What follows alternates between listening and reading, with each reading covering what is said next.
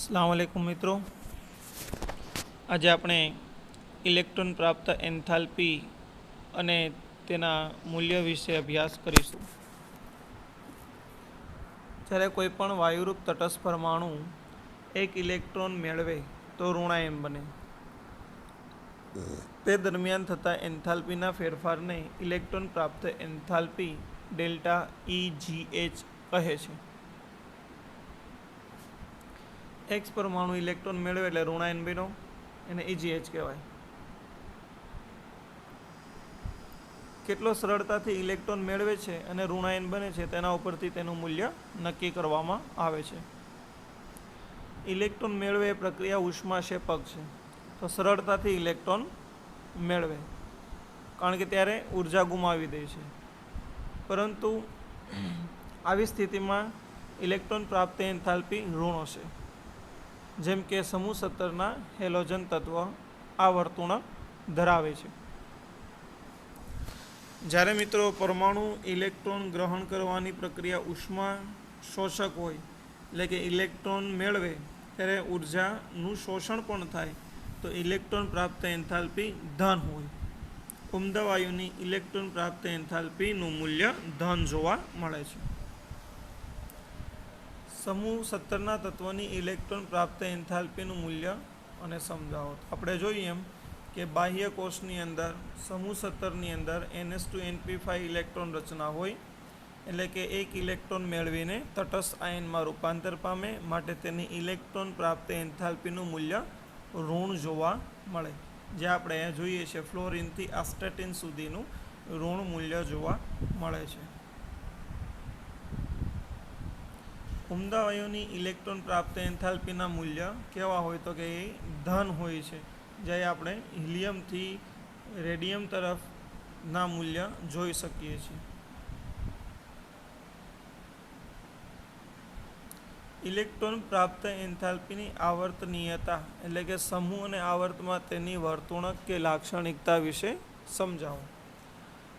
હવે આયનીકરણ એન્થાલ્પીની સરખામણીમાં ઇલેક્ટ્રોન પ્રાપ્ત એન્થાલ્પી એ ખૂબ ઓછી થતી જોવા મળે છે, તો એનો ફેરફાર ઓછો હોય.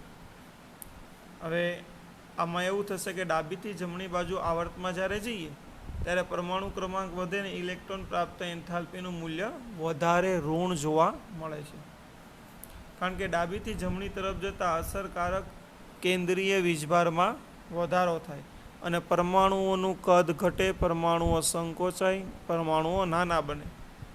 માટે દાખલ થતો ઇલેક્ટ્રોન કેન્દ્રની વધારે નજીક હોય માટે એનું મૂલ્ય ઋણ હોય છે.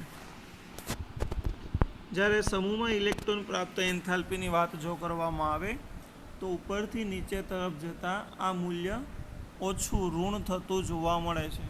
કારણ કે બાહ્ય કોષમાં દાખલ થતો ઇલેક્ટ્રોન કેન્દ્રથી ઘણો દૂર હોય છે, તેનો અસરકારક કેન્દ્રીય વીજભાર ઘટે છે, પરમાણુનું કદ વધતા આ વલણ જોવા મળે. હવે ઓક્સિજન અને ફ્લોરિનની ઇલેક્ટ્રોન પ્રાપ્ત એન્થાલ્પીની જ્યારે વાત કરવામાં આવે બીજા અને ત્રીજા શક્તિ સ્તરમાં અથવા સલ્ફર અને ક્લોરિનની, તો એમાં ઇલેક્ટ્રોન વચ્ચેના અપાકર્ષણથી તેનું ઓછું મૂલ્ય જોવા મળે છે. આ રિપીટ પ્રશ્ન છે. ફરીથી આપણને કીધું ફોસ્ફરસ, સલ્ફર, ક્લોરિન અને ફ્લોરિનમાં કોની ઇલેક્ટ્રોન પ્રાપ્ત એન્થાલ્પીનું મૂલ્ય સૌથી વધુ ઋણ અને કોનું સૌથી ઓછું ઋણ હશે? ફ્લોરિનની એન્થાલ્પી સૌથી વધુ ઋણ અને ફોસ્ફરસની સૌથી ઓછી ઋણ હશે અથવા વધુ ધન હશે. ફ્લોરિન અને ક્લોરિન સમૂહ 17 એકના તત્વ છે, પણ ફ્લોરિનમાં 2p અને ક્લોરિનમાં 3p કક્ષક આવેલ છે. તેથી ઓછું અપાકર્ષણ થાય છે.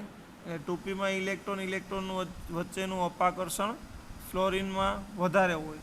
ફ્લોરિન કરતાં ક્લોરિનની ઇલેક્ટ્રોન પ્રાપ્ત એન્થાલ્પી વધારે વિદ્યુત ઋણ છે. હવે ફોસ્ફરસ, સલ્ફર અને ક્લોરિન ત્રણેય એક આવર્તના તત્વ છે, માટે કેન્દ્રીય વીજભાર વધે તો વધુ સરળ ફોસ્ફરસથી ક્લોરિન તરફ ઇલેક્ટ્રોન પ્રાપ્ત એન્થાલ્પી ઋણ જોવા મળશે. ઓક્સિજનની દ્વિતીય ઇલેક્ટ્રોન પ્રાપ્ત એન્થાલ્પી તેની પ્રથમ ઇલેક્ટ્રોન પ્રાપ્ત એન્થાલ્પી કરતાં ધન હશે કે ઋણ, કે ઓછી ઋણ હશે, તો તે અંગે આપણે કહેવાનું છે. ઓક્સિજનની દ્વિતીય આયનીકરણ એન્થાલ્પી ધન હોય છે, કારણ કે ઓક્સિજનનો પ્રથમ ઇલેક્ટ્રોન પ્રાપ્ત એન્થાલ્પી ઋણ હોય, એટલે ઓક્સિજન ઉમેરાય ને માઇનસ આયન ઓક્સાઇડ આયન બનશે. હવે આપણે આગળ બીજો ઇલેક્ટ્રોન ઉમેરીએ તો ઇલેક્ટ્રોન વચ્ચે અપાકર્ષણ જોવા મળે, જેના લીધે ઇલેક્ટ્રોન ઉર્જા આપીને ઉમેરવો પડે છે.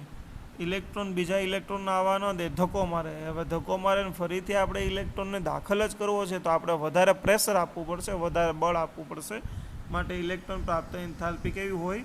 ધન હોય.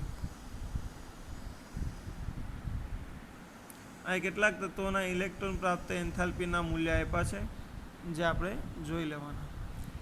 હવે વિદ્યુત ઋણતા અને ઇલેક્ટ્રોન પ્રાપ્ત એન્થાલ્પી વિશે એના વચ્ચે શું તફાવત છે એ તફાવતની આપણે ચર્ચા કરીએ.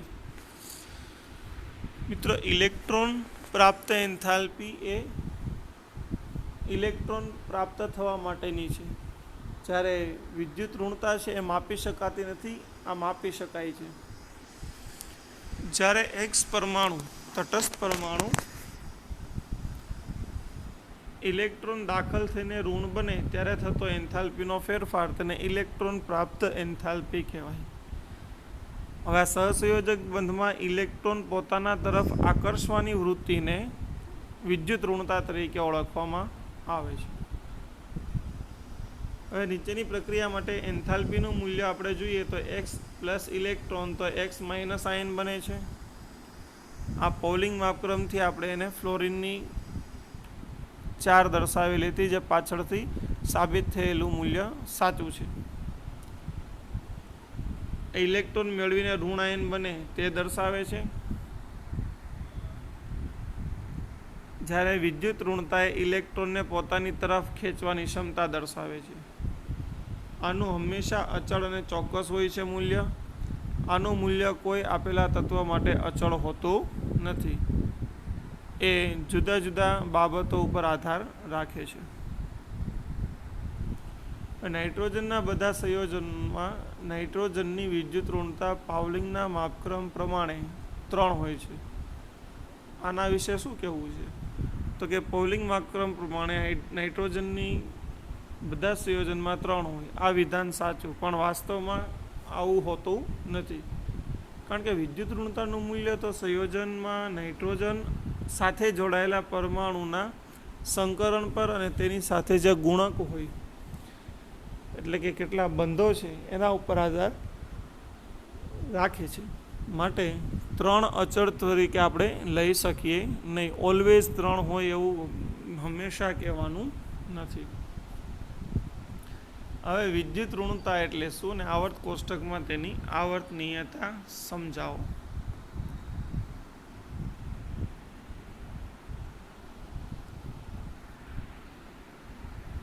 વિદ્યુત ઋણતા સહસંયોજક બંધના ઇલેક્ટ્રોનને પોતાના તરફ ખેંચવાની વૃત્તિને વિદ્યુત ઋણતા કહેવાય અને માપી ન શકાય. પોલિંગ માપક્રમથી ફ્લોરિનને પહેલાં 3 લીધેલી હતી, જે પછી સાબિત થયું કે સાચી વાત છે. આવર્તનીય વલણ જુઓ તો આવર્ત કોષ્ટકમાં ડાબીથી જમણી તરફ જતા એ આ રીતે વધતો ક્રમ જોવા મળે છે. સમૂહમાં ઉપરથી નીચે તરફ જતા એ ઘટતો ક્રમ જોવા મળે. ઉમદા વાયુ માટે 0 અથવા તો નહિવત લેવામાં આવે છે, જેના ડેટા આપણને અહીંયા આપવામાં આવેલા છે. હવે આવર્તમાં બાહ્ય કોષના ઇલેક્ટ્રોન અને કેન્દ્ર વચ્ચેનું અંતર છે ને, એટલે કે આકર્ષણ વધે અંતર ઘટે એટલે વિદ્યુત ઋણતામાં વધારો થાય. કદ ઘટે એટલે વિદ્યુત ઋણતા વધે, ને સમૂહમાં કદ વધે તો વિદ્યુત ઋણતા ઘટતી જોવા મળે છે. આવર્ત કોષ્ટકમાં જુદા જુદા તત્વોના ગુણધર્મો શું દર્શાવે છે? તો કે ડાબીથી જમણી તરફ જોઈએ ઇલેક્ટ્રોન પ્રાપ્ત એન્થાલ્પી, આયનીકરણ એન્થાલ્પી અને વિદ્યુત ઋણતામાં વધારો થતો જોવા મળે છે. પરમાણુ ક્રમાંક વધે, પરમાણુની ત્રિજ્યા ઘટે છે આવર્તમાં. સમૂહમાં તો કે નીચેથી ઉપર જતા પરમાણુય ત્રિજ્યા ઉપરથી નીચે પરમાણુય ત્રિજ્યા વધે છે. જ્યારે નીચેથી નીચે જતા સમૂહમાં ઉપરથી નીચે જાવ એટલે વિદ્યુત ઋણતા, આયનીકરણ એન્થાલ્પી અને ઇલેક્ટ્રોન પ્રાપ્ત એન્થાલ્પી ઘટે છે. ડાબીથી જમણી તરફ વિકર્ણ અથવા અધાત્વીય ગુણધર્મ અને ધાત્વીય ગુણધર્મ વધે છે. તો મિત્રો જે આવર્તના ગુણધર્મ હોય ને એ સમૂહમાં વિપરીત થઈ જાય, બદલાઈ જાય, અને સમૂહના ગુણધર્મો એ આવર્તમાં બદલાઈ જાય, એકબીજાની વિરુદ્ધના ગુણધર્મો હોય. જેમ કે પરમાણુય ત્રિજ્યા આવર્તમાં જો વધતી હોય, સમૂહમાં વધતી હોય તો આવર્તમાં ઘટે, એટલે એકબીજાના વિરુદ્ધ ગુણધર્મ છે. નેક્સ્ટ ટોપિકમાં આપણે આગળ મળીશું.